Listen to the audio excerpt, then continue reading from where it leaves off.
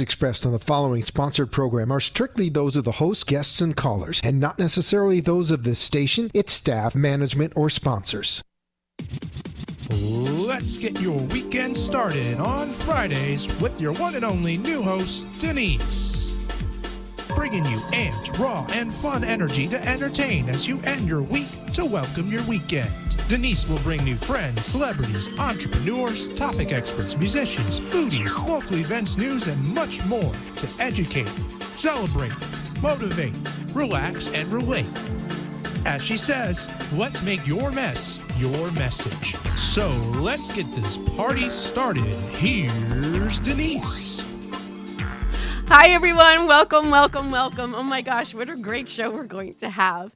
You know, you never know what life is going to throw you, whether you're going to be here or not. But this show, we're going to have to just kind of you're going to wing it with me, everyone out there that's listening, because my guest is actually on 95 coming from Miami. And for those of you that live down here, you know what that means. So he's on his way. I promise I have a really great guest. You might have seen him announced already on IG or on Facebook, but I want you to know that he is on his way. And so I want to share with everyone that you now can catch us on IG, Instagram, that is live, and that is on AMP Media Productions. And you also can catch us on YouTube, which is Power Up Media Corp. You can find me up on there, and we are going live. So if you're tuning in, just to make you know that you can always catch us on 96.9, 95.3, and 1470 AM. And I want to hear calls. So this is going to be a great, great show. We have people in the house today. We've got some. Let me hear everybody. Woo, woo, everybody say hi. They're looking. We got some howling. That's awesome. We have also. I want to share with you that I want to hear from you. I want you to dial in. I'm hoping that you do based on what we have going on the show. So for those of you that are driving on 95, north or south, just buckle down, take it easy. Let's relax and relate, because that's, what this happy hour show is all about. It's about relaxing and relating and closing out your week so that we can give you some good feel vibes and roll you into the weekend so that you're renewed and refreshed, and we can just start all over again by some really great motivational conversations we're going to have, and hopefully with a lot of levity in the post of all of this. I have a guest with me today. I thought it'd be really interesting. So we're going to change this up a little bit, being that we're waiting for our guest who just actually arrived. Oh my goodness. I can't believe he's here. He surprised me. Hi, Daniel. Come on over. Come on over. Yes, please come sit down. We are live right now. I was just having everyone express that we were waiting for you. What's up? Waiting for you. How are you? You guys all wine and everything? Of course, we have wine for you. This is a happy hour show, and we're live right now. I was just sharing how you never know what's going to happen on 95. Right. North, south, right? So I know I have to actually share everyone that's listening. So I've been actually knowing and not knowing this particular individual for almost since before COVID hit, and we've been chatting back and forth, and I want you to know that here you are live today, and I really, really appreciate it. I have with me Daniel G. Mm-hmm. For those of you that don't know, I'm going to say to you, if you can, not if you're driving, go ahead and look up Daniel if you want on Instagram. Then it's the handle of Daniel G. And you're going to be amazing and surprised by the level of energy that this young person has put together. But I think we can't even say young because his experience far exceeds his age. And I think that's what I'm going to stick with in that message. So, Freddie, do you want to go ahead and let's see if we can get that split screen up? And actually, for those of you that are on and listening, I want you to, we have a few people here that actually drove in to see Daniel. Yes. Yes. He's being very calm right now. I don't know. This is not the energy I'm used to seeing, but we just want to make sure that we get our fans up and ready and running and rolling here. I also have another guest here that is going to ask Daniel a question. So this is Daniel. I like it. Live Q&A? Yes, live Q&A. This is my favorite. That's your favorite. Yes. So do you know that Daniel has a very interesting story? And for those of you that are listening, that I typically like to do a backstory. Sure. So that people can actually relate to who you are, because this show is about, once again, taking and relating. Okay, and motivating and celebrating wins and having everyone close their week out to roll into a really great weekend. All right. And we have not spoken. I want you to know we've never spoken. So this is an interview that's actually truly organic. Yes, I literally just walked in the studio, guys. Like, Yes, I just literally. Yeah, Literally. So Daniel is known for one of the best world coaches in sales. Am I right in saying this? Yeah. Okay. And I know that you also have put together motivational courses or courses to go ahead to improve, read books and what you've done on how Yeah, to everybody in improve. sales. Everybody in sales. Courses for everybody in sales, like insurance reps, real estate reps, entrepreneurs, coaches, consultants, the whole gig. Yeah. Okay. Yeah. I'm going to do something first. Sure. I want to go ahead, Freddie. Were you able to go ahead and put that little reel together so we can actually put it out there? So, no, just give it. We're not doing 40 minutes, everyone. We're going to go ahead and just do a couple, like maybe a minute or so, if that's. So everyone gets a bite to see what's going on and who we are talking to today. Again, rapport and relationships are done subconsciously. So you want the client in their head or the prospect in their head to be like, It's over. I don't know what it is about this person, but I like this person. The One Percenter Podcast with Sam Bakhtiar, bringing you the 1% knowledge to help you reach your full potential. Learn what it takes to rise above the 99% and become a 1%er. Yeah. Just a small bite. A small bite. He's kind of surprised on what that was, but actually, I really wanted to. I don't have know that where you play. guys found that clip. Shout out to the media team. That Oh was- well. Yeah. Well, that clip was out on YouTube. But actually, it's really the energy of everything that we want to put together here in essence. So with that said, I also have another guest here who has a question for you. Sure. So it's a live Q&A. Yes, let's do it. Again, Hi. those Hi. of you, hi, this is actually our guest today. We have Sabre. We also call her at Vegas, but Sabre is a very serious professional. Okay. And I'm going to be posing a question to you to Sure, love it. actually do your magic and what Okay. you normally do. Okay. But let's go back in time. So, Daniel, you're here, and I know that you're originally from Canada. Is that Toronto, right? Canada, yes, Toronto? yes. Okay. And were you actually raised there? Yeah, well, I mean, we all say Toronto, Canada, but I'm just on the outskirts of Mississauga. Yep. So it's about 20 minutes away from Toronto. Born and raised in Mississauga. Yeah. I love that. Yeah. Mississauga. That's a great word. Yeah, it's like a native word. It is a native word. Native American? I don't know. North American? Maybe. Whatever, but Native I like Canadian, saying sure. Mississauga. I like Mississauga, that. yeah. So, you were born there. I understand also you're Sicilian. Yes. Okay, we have a lot of people that are... Well done research here. Okay, we're nice. not done. Yes, Where? one side of my Italian family is Sicilian, the other side is from the north. So yes. Okay. Yeah. And I hear that you're very close to your nonna. Yeah, both sides of my grandparents. Both yeah. sides. For those who don't know what nonna means, that's grandparents. Right? Yeah. So are you an only child or... No, I have an older brother. You do have an older brother. Yeah. And where did you go to school? I went to high school was in Mississauga local. Yes. It's called St. Francis Xavier, Okay. Catholic public school. Wow. Yeah. Okay, I don't can remember relate much to of that. it because I was always working and I Oh. probably skipped class 24/7. So You were yeah. always working. What does Yeah. that mean? I mean, I started work when I was young. I was in door-to-door sales when I was young. So I was already knocking on doors. I was skipping class when I was young. And then I started sales when I was like 14, 15. Okay. And that kind of led me into my sales career. Yeah. Wow. So when my parents split up, I was like the kid that sold everything in high school, elementary school. And then I got serious in sales probably by the age of 15, 16. Wow. I picked up my first sales book from my dad because my dad was in real estate sales at the time. So I already had a knack and an interest for it.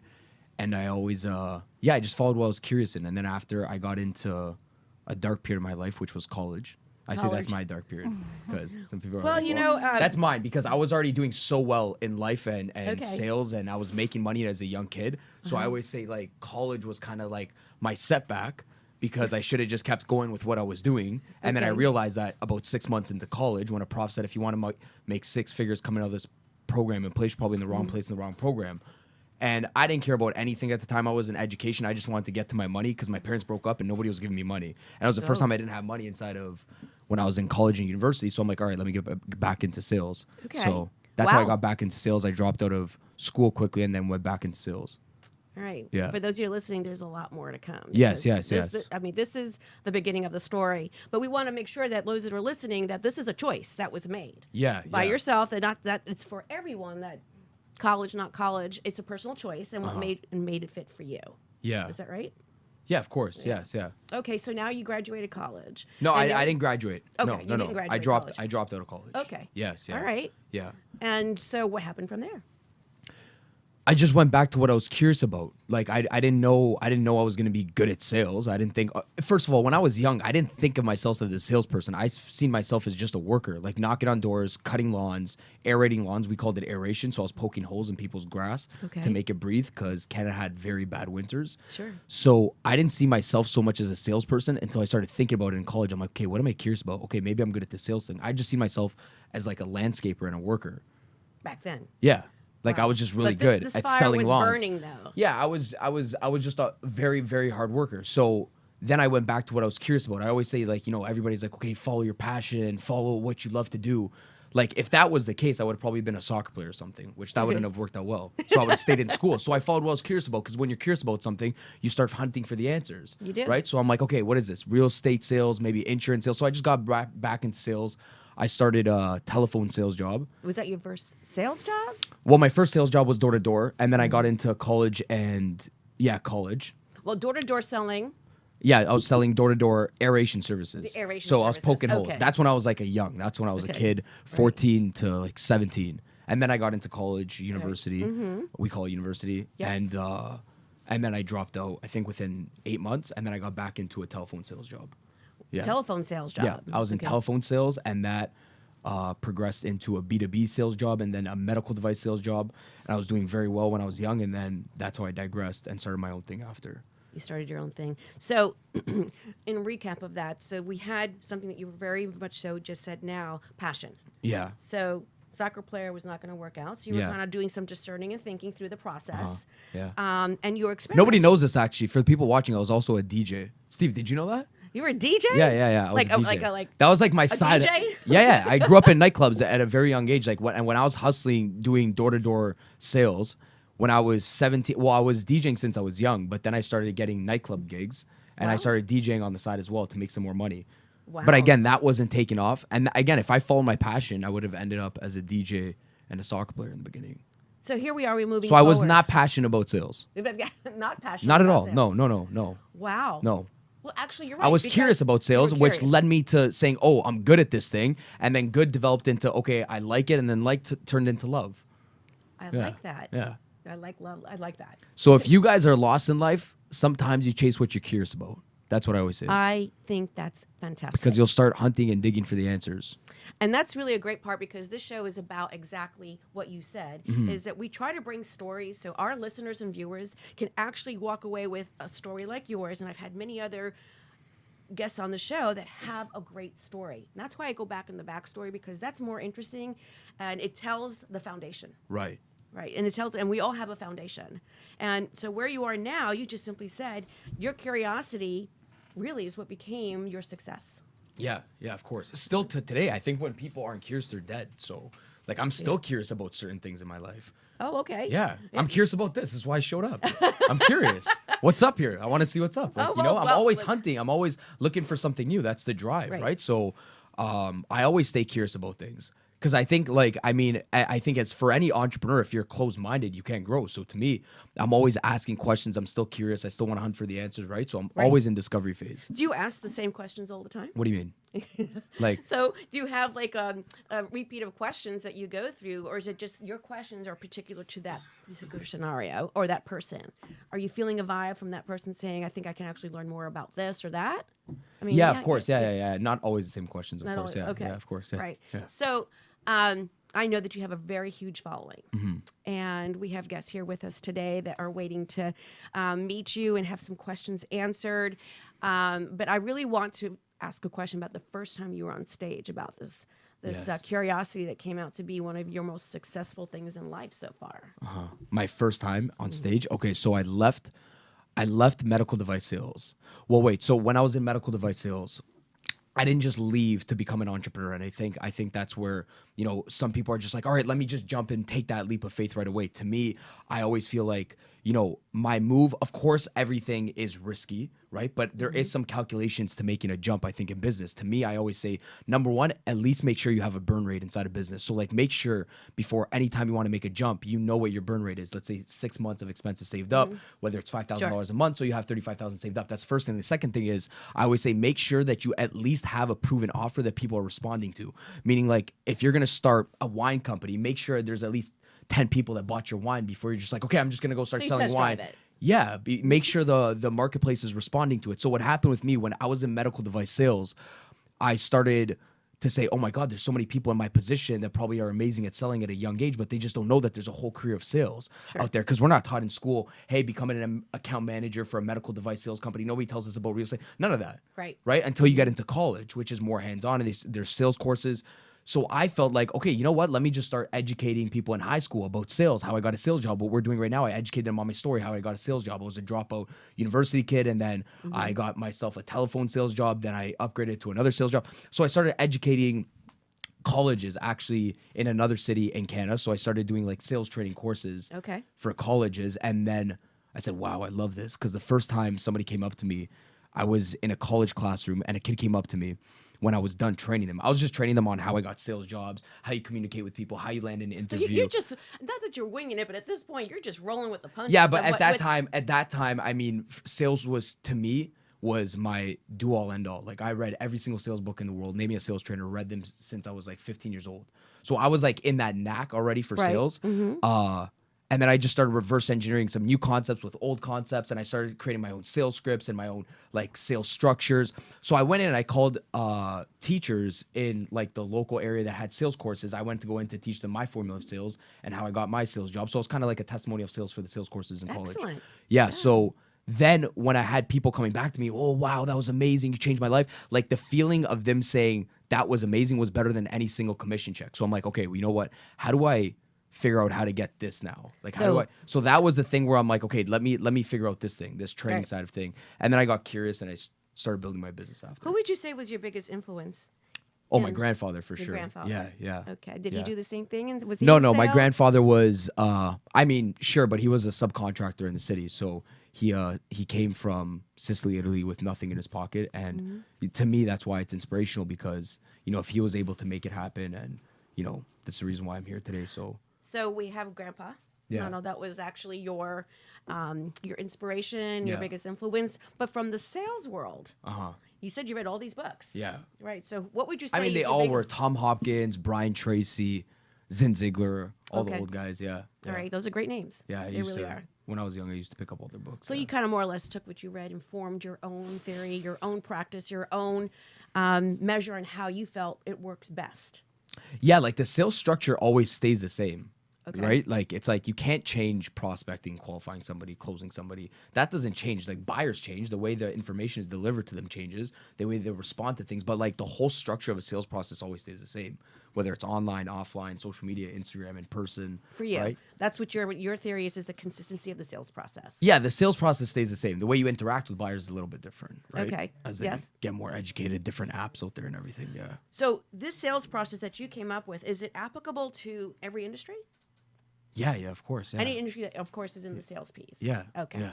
All right. Yeah. Because obviously, I would think that in certain industries, you might have to tweak it a little bit based on, you know, whatever the industry is. Yeah, what product offer services they have, of course. Yeah, mold and shape it to what they have. Yeah. So is it the same process for telephone sales? Yeah, of It course. is? Yeah. Okay. Yeah. All I right. mean, I built out things for every sort of industry. So if it's over the phone, in person, online, Okay. right? I built out different structures and strategies for every single industry.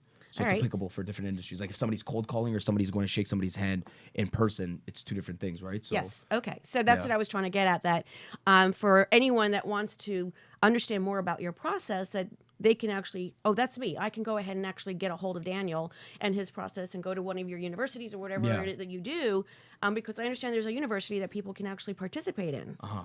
It's your sales university. Yeah. So not only did you create a sales plan, but you also created your own sales university. Tell me a little bit about that. Yeah, I think I started with that like 4 years ago, and it's just something for my audience that wants more of my attention. I always update it every single year. There's courses from A to Z, people, you know, how to prospect people, how to present offers, and it's more generalized so everybody can kind of mold and shape it and get creative the way they want. But yeah, any single person, any industry, I think is inside of my university, from direct sales reps, door-to-door reps, network marketers, entrepreneurs, right? So Right. yeah. Okay. Yeah.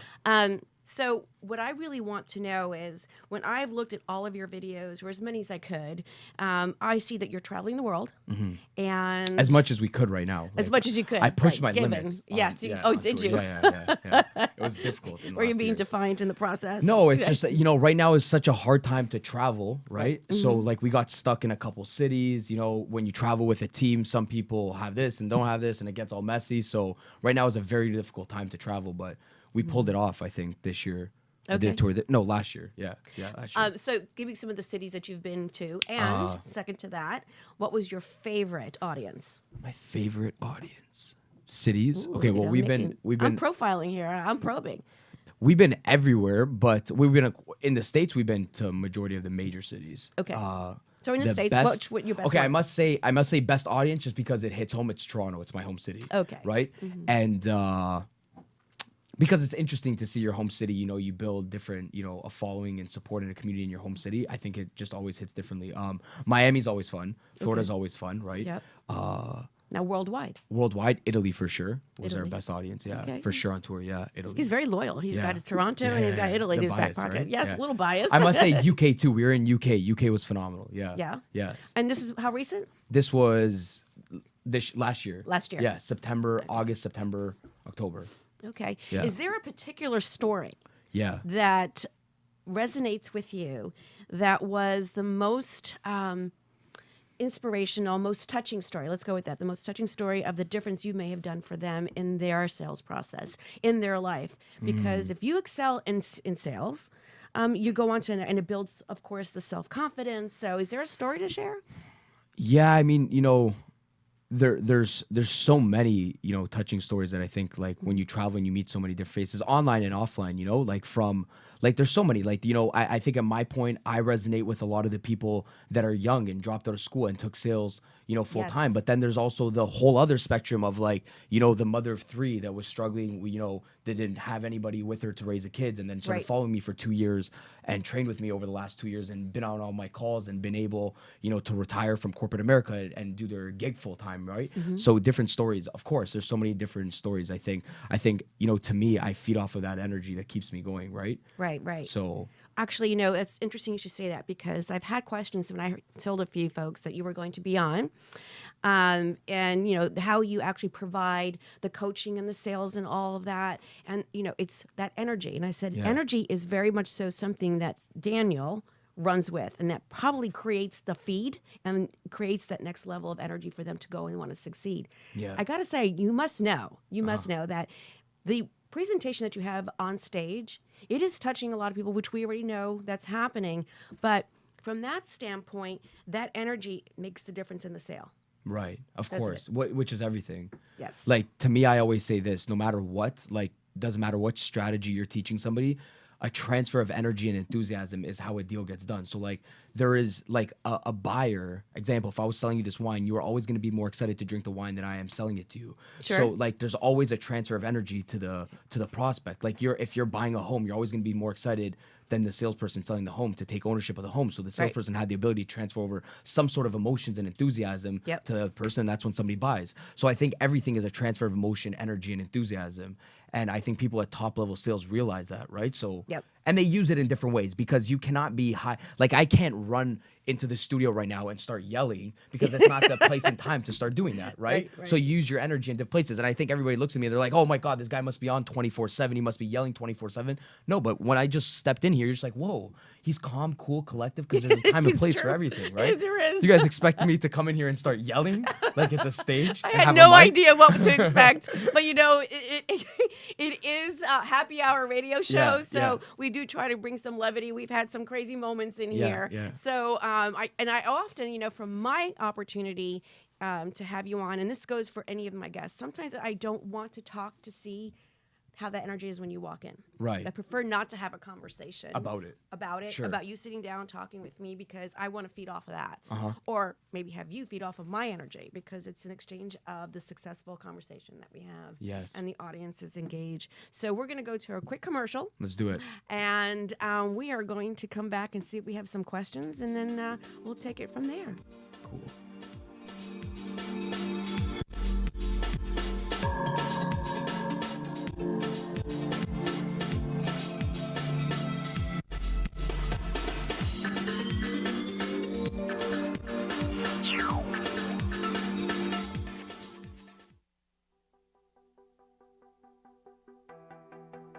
Along the sun-drenched beaches of Boca Raton lies AMP2 Media.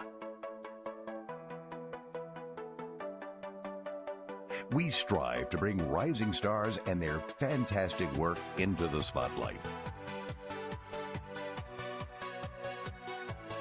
From music to art, we have the tools and the talent you need to help you reach the next level.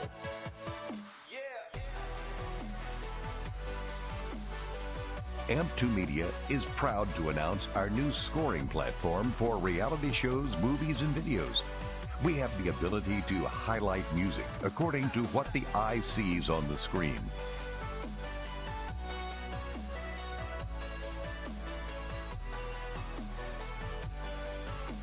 Our excellent mastery of music allows us into the deepest part of your film. Our different sounds allow your film work to come to life.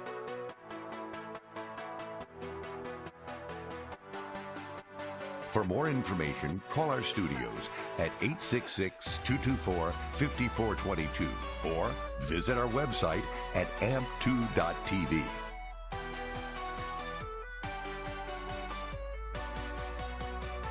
Let AMP Media Productions bring your media to life.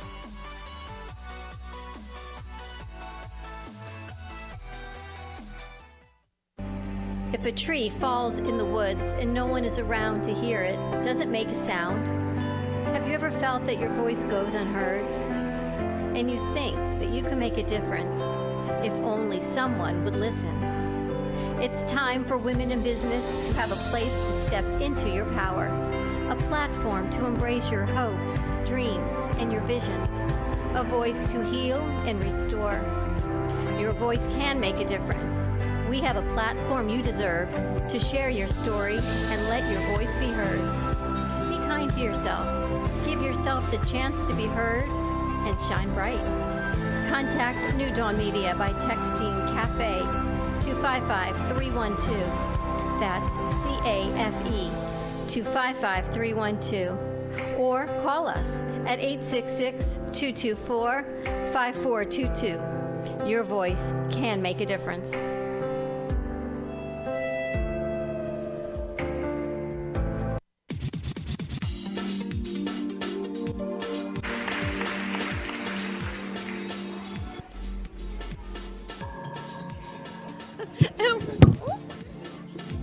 We're back. Look, we got the mic that just fell off because of such great stuff that we're covering here.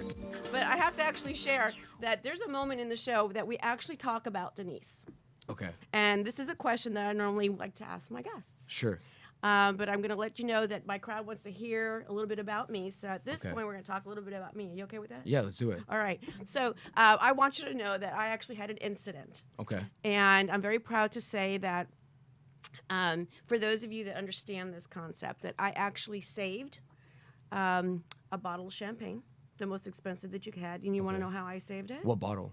I'm not sponsored, so I Okay. can't disclose. Okay. But it was a very expensive Okay, one. cool. Landed right on my toe, and I saved that bottle With your foot. with my toe, my Right big on. toe, and I have Okay. small feet. Okay. So, for those of you that can relate to this, it was excruciating, but then I completely forgot it very quickly after that the pain went away, and the champagne was just the cure for everything.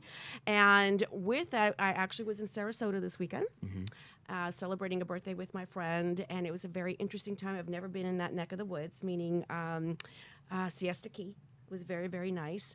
But I actually entertained myself for 2.5 hours in the car. Have you ever done that? Where you have to sit there and entertain yourself in the car? Sure. Yeah. Well, it didn't go very well. Okay. Yeah, I had one too many going on, and it was not drinking, but I put myself there, and I was actually realizing that I was having good conversation and talking to my viewers and listeners, and it turned out that I actually got a call that came back through Facebook, and I guess you can call through Facebook, right? And the inquiry was that I was not being careful enough because they were saying, can I meet you wherever you are? And I actually was having about a few people, men in particular, that wanted to have a date with me. I'm like, I'm starting my own dating line on 75, driving over to Sarasota. Right. You're alone in the car. I'm alone in the car. Gotcha. Yeah, I was meeting Cool. friends. But the thing that's really interesting is the fact that in the dating role with Denise, there are many stories. Okay. Many stories that we go through. And I can tell you that many friends of mine have similar stories. And we are in the month of Valentine's, right? So I'm thinking about all this. I'm saying, I don't know if I'm going to have a Valentine's Day. So it's Galentine's Day. That's how we Okay. call it here.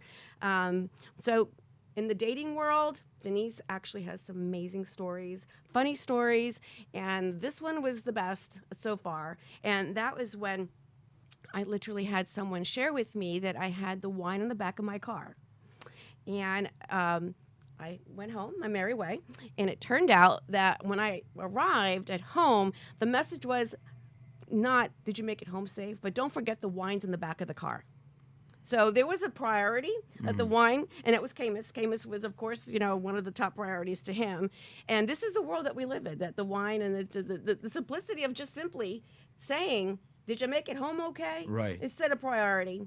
So it's not of importance, but, the crowd likes to hear certain things like this. And so for those of you men that are out there, ask first if your girl got home first. Right. And then ask about the wine. Uh-huh. Do you agree with that? Yes, yeah. And how's your dating world going? It's fine. Dating's fine. I feel like, don't you ever feel like when you say somebody, hey, text me when you get in or something like that, they're like, hey, listen, I get it. Like, I'm grown. I get that, but it's a show of interest. It's a show that you're having a concern. It's no different than, I think it's courtesy. Yeah, as a guy messaging the girl saying, Yes. hey, did you get in safely? Of course, 100%. Yes. I think that's probably the first question out of courtesy. Yeah. But if the girl says, text me when you got home as a guy, I'd be like, yeah, I get what you're saying. I do. Well, anyway, this is a moment that we often want to share. We are also going to be in Black History Month. We want to recognize that. It's something that's pretty important. I think also today was National Red Dress Day. Yeah. I see you came I came prepared. You came prepared. Yeah. Obviously, I didn't. Yeah. I didn't. So we'll all wear the red next week for sure. So going back to now the opportunity for those of you that want to have questions answered, it's 888-565-1470. You can dial right in and speak to Daniel G. yourself about any advice or questions that you may have on a sales tactic that they have or how to improve. Build your pipeline, stay on your pipeline, because I've seen some really great messages come from you, and then have a question come in from the audience. Okay. Are you ready? You know your stuff. I do know my stuff. I do. You've been in Okay. sales. Yeah, I sure. actually have. I Yeah. was in sales, and I appreciate you kind? saying that. So I was in the financial industry Okay. for 25 years. And a lot of what I did involved in meeting new people to gain new business and gain their trust, because you're dealing with money. Yeah. And that's one of the most sensitive things in the world, outside, of course, the next big purchase, which would be real estate. and What a things of home, that of nature, course. a Yeah, home, yeah. So for me, sales has been it was very successful. I had a great run. I decided to leave the industry, and I transitioned over to media. Yes. And I love doing this. And I can say to you that I am a firm believer in, could it be curiosity? Yes. I took a risk. Yeah. I went from one industry to the next. And I think you probably could speak to that. Yeah. Yeah, that transition is quite scary. Yeah, but I'm sure, sales has played off like an indirect piece of confidence because you knew already how to communicate with individuals. You're very personable with individuals. So it almost seamlessly flowed in. But obviously obscurity, like not knowing what's going to happen next was very challenging in the beginning. Absolutely. Right? So, and this was it. I transitioned into media. Yeah. And the one thing that was very frightening, I didn't want to force anything. I wanted to let it unfold naturally. And sometimes I've learned that if I try to force a sale, it's not going to be as well or unfold as well as it could have if I just was more gentle with the process of letting it unfold. What are your thoughts on that? Yeah, I agree with you 100%. To me, the same thing goes with, my career as well. Like I didn't know, I think when you get into, media, there's no direct game plan. And when you become, an entrepreneur in any way, shape or form, doesn't even just mean media. You can become an artist, people that sing. I think, there's no, hey, this is, because usually in a job, you know what's next, the next level, the next rank, the next piece of commission that you're getting. But in entrepreneurship, it's a little bit more scattered and there's no game plan. And I think as you go along, you start to develop your voice. As in media, you start to develop your voice. Like if you look, because nobody sounds the same. Like I feel like everybody thinks they have to be the best day one. But if you go look at somebody like from my hometown, Drake, you go look at his first song 13 years ago and you listen to the way he sang 13 years ago. which he was still doing amazing. He was still a #1 hit on the radio. Yeah. But now you listen 13 years later, you're like, wow, did he ever find his voice? He sounds completely different. And I think the same thing goes with entrepreneurship. Like you figure out who you are, like 2, 3, 4, 5 years, you start sounding different. If somebody goes to watch me, 3 years ago, I sound completely different. Maybe even 2 years ago. I was just looking through footage with Steve 2 years ago.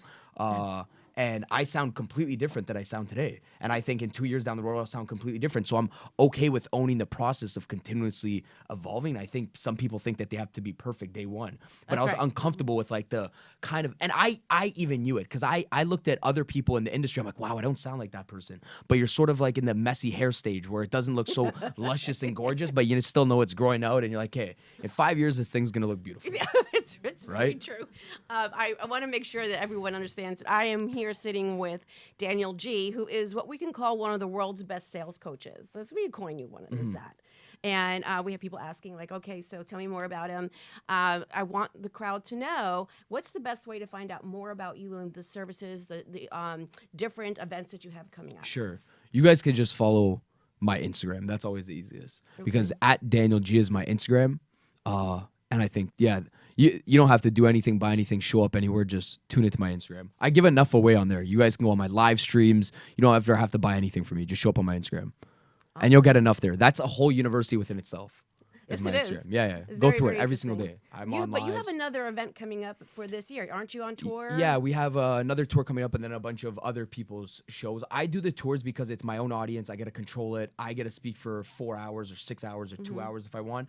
I'm not a fan of just doing other people's stages and speaking for 30 minutes. Okay. Like I'm just getting warmed up talking about my story for 30 minutes. Right. So when somebody says you got 30 minutes to talk, I'm like, oh my God, this is a little bit of pressure now. Right? No pressure. Yeah. You're doing But, great, though. You're doing yeah, great. We got a lot of stuff planned. So, talking a little bit more about the transition, one thing that I want to always encourage and educate, right? And it sounds like that's really your platform as well, to share what you've learned and have others accelerate. You said something that was very, very important, is that transfer of skill. Uh-huh. So you can, if you've got the basics of a skill, basics of sales or whatever that you've formed, you can actually do that in any industry. I mean, Of course, take me yeah, for yeah, example. yeah. I mean, I went from one place of being in the financial world over into the space of media. And did I read every book possible? No, that's not my nature. I like to feel it out. But I think I really want that message out there that you can actually go from one industry to the next. Scary, but if you got the passion and the curiosity, it's going to work. Curiosity, of course. Yes. Definitely. So we have a question out there. We have a question from Stephanie, who came here and who is from, I heard a little bit before, she was Elite Marketing. And she came here specifically to ask a question of Daniel. So shoot. That was quite the introduction. So, big fan. Yes. Totally fanning over here. Thank Cold you. Thank you calling. for coming, by the way. You're welcome. Cold calling, yeah? Struggle. I really, really struggle. Good in interaction in person. Uh-huh. Amazing. Yeah. No problem. Yeah.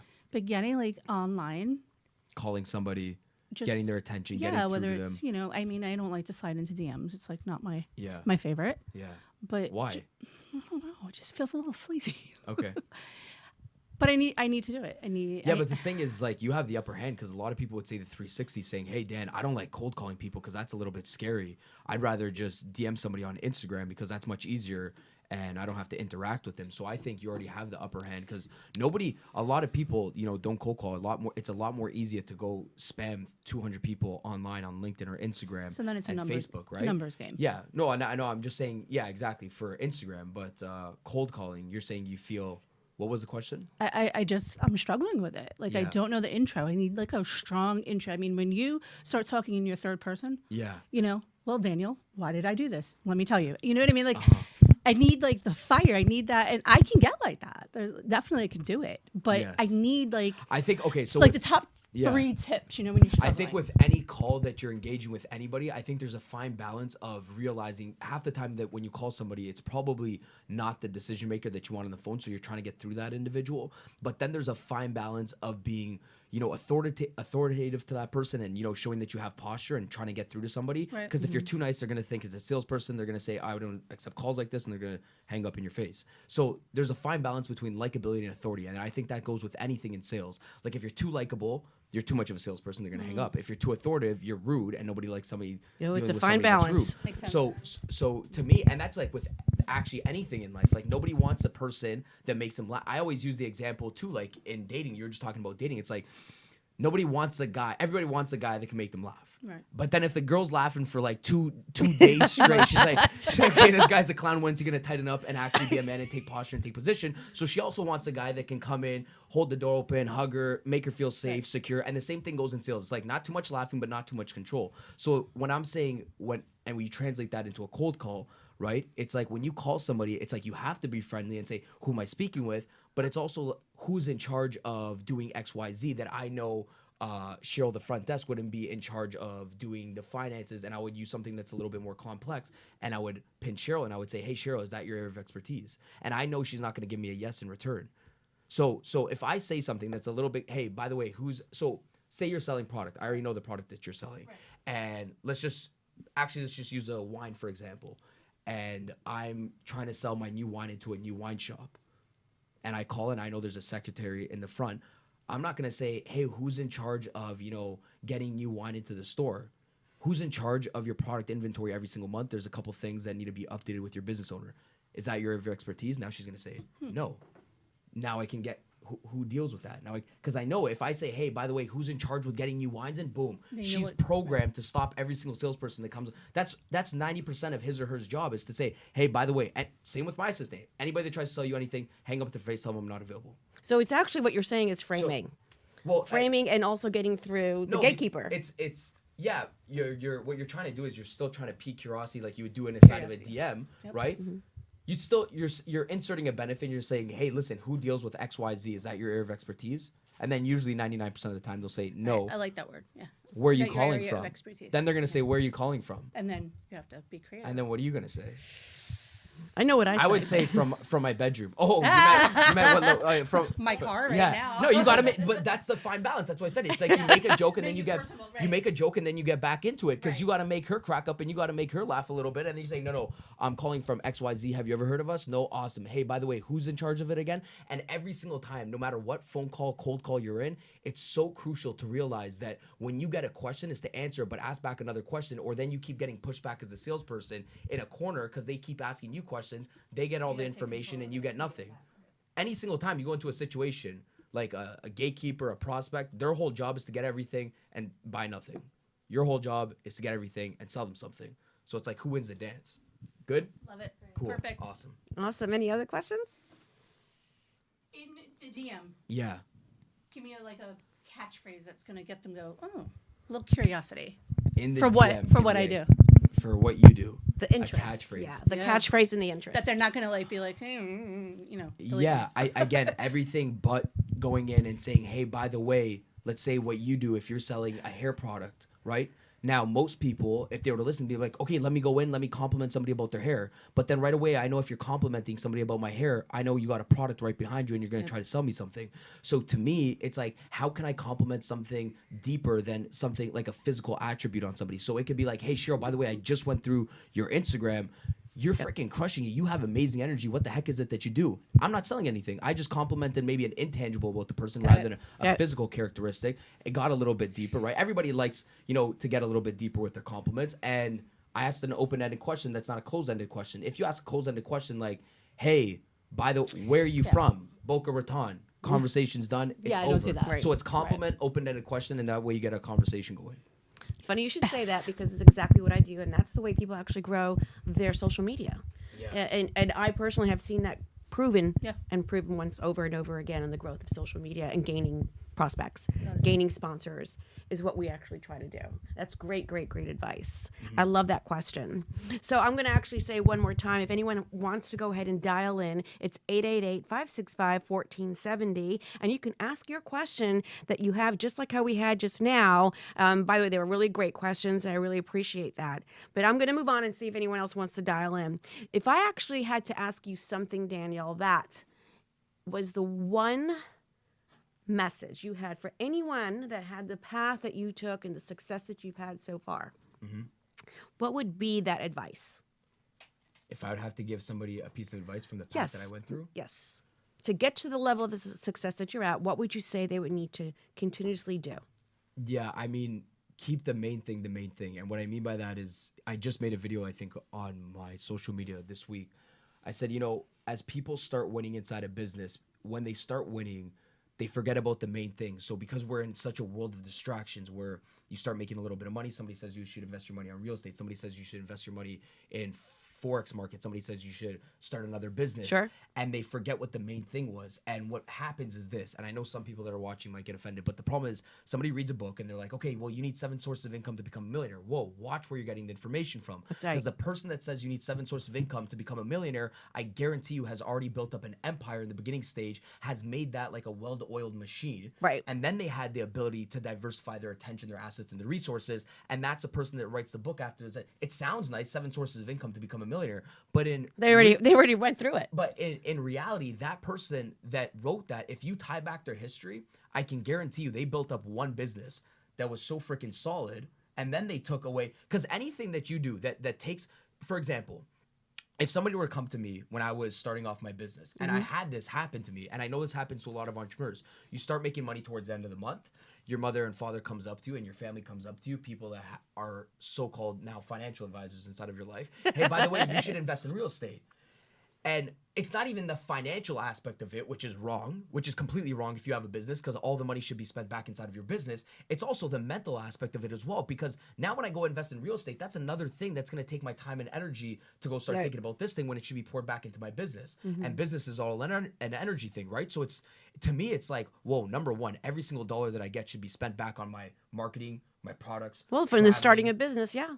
Yeah, It has to be. Yep. There's nothing else. Like in my whole career, there was no manager of me saying, hey, Daniel, I'm going to be your manager like I am for an artist. Let me go fund your tour. That takes money. Traveling with people, camera guys, salespeople with you on the road, assistants, that all takes money. Who's paying for it? Myself. So that's an investment back inside of my business. Right. And that is worth so much more than any Bitcoin, reals to me as a business owner. Right. Then after, when I have this empire built out and I have freedom, then I can take my money and I can start diversifying it. But I think the number one piece of advice is, I would say, focus on the main thing in the beginning until that's solid, and then kind of diversify and understand, like, you know, I always say it's your vision. It's not somebody else's. So it's going to be super, super hard for somebody to tap into your vision. And I don't think 99% of people should tap into it. If it's so large, then your mother should call you crazy, right? Because I always say the vision is the art of seeing what nobody else should see. That's yours, right? So it's stay with the same vision. You know, don't get distracted early on, because it's a landfill of distractions. Yeah. I stayed with the same thing. I never digressed. No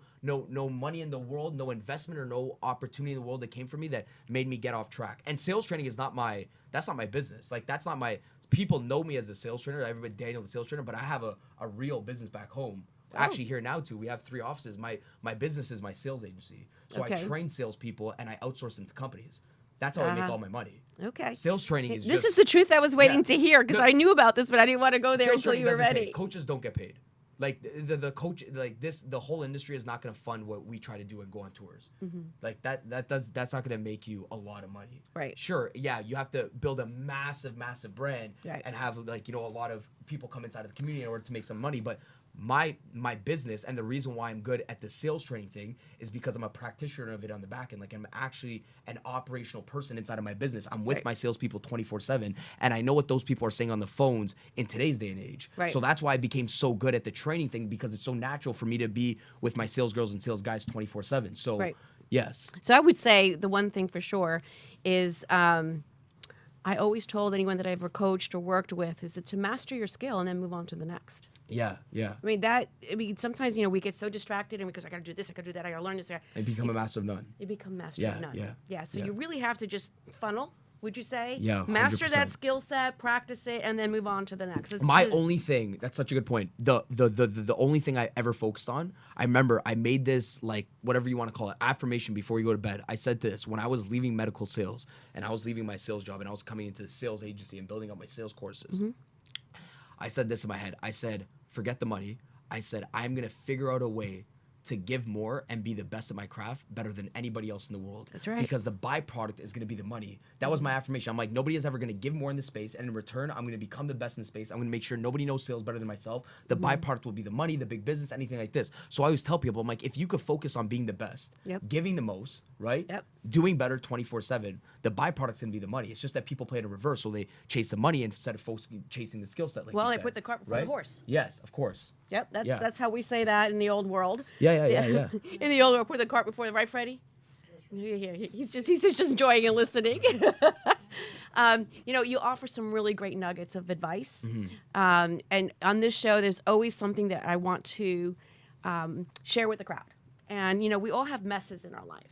Yes. And overcoming them is a mess. And I want you to, if you would, a mess in your world, good, bad, and indifferent. Sure. And what is the message you want to be attached to that mess of yours?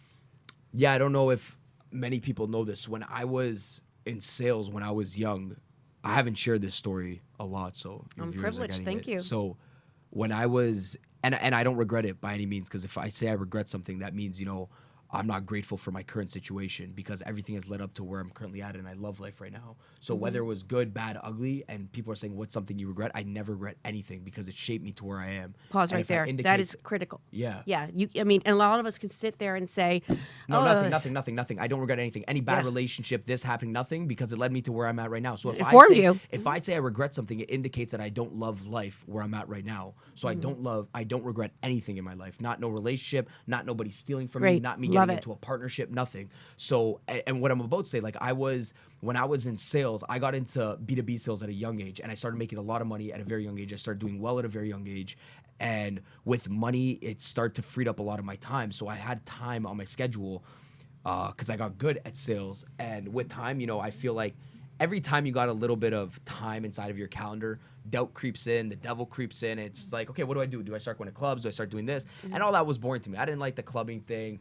I started getting bored of going on the date. So I started gambling. And I lived in casinos when I was in sales. And I Wow. got super addicted into gambling when I was young. And I was a baby at the time.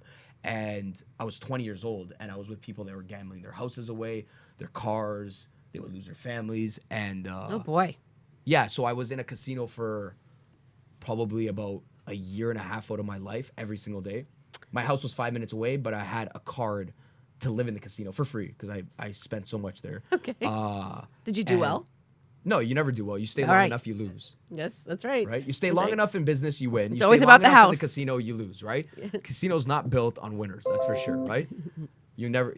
Okay, we're off? No, we're good. Keep going. The casino's not built on winners, right? So yes, I would make, lose. You win some, you make a little bit, and then you lose it all. It's the name Of course, of the game. it's of the casino. nature. So I had friends, I've developed a lot of friends in the casino. When you're losing, misery loves company, so we're all having fun, everybody's losing together. And I had friends that, had to go, get help for gambling and everything. And to me, my awakening point was this. I said, whoa, let me really look at this. It's not that I enjoy gambling. It's just that I'm bored right now. I'm bored. I don't have nothing to do. When I'm done sales at 3 o'clock, because I'm done my client management Right. at 2 o'clock, it got so easy for me. I have clients paying me on a retainer. The job got easy. I'm bored. I have so many hours in the day not to do anything. And that white space, all that energy was shifted onto gambling. Some people shifted onto alcohol. Some people shifted onto clubs when they're bored. Right. So I said, wait. This is a point of shifting my energy and channeling my energy to something different. So that's actually, I developed my business out of what you could say is an addiction. I developed my business out of that. I said, let me just shift my energy from gambling into transitioning into opening up a business. So I just channeled the energy a little bit differently, and I focused all my time inside of building a business, and finally I got distracted and stopped the gambling. So it's And all end of about the story. shift is what you're I saying. shifted the energy, yeah. Yes, thank you so much, Daniel, for joining us. I wish we had more time to spare That was fun. and have you here. I'm so grateful. I would love to have you back to share some more, but I know I'm going to hear some feedback. Thank you so much, everyone. Tune in next week for the Valentine's Weekend special. Thanks again. Have a great weekend, everybody.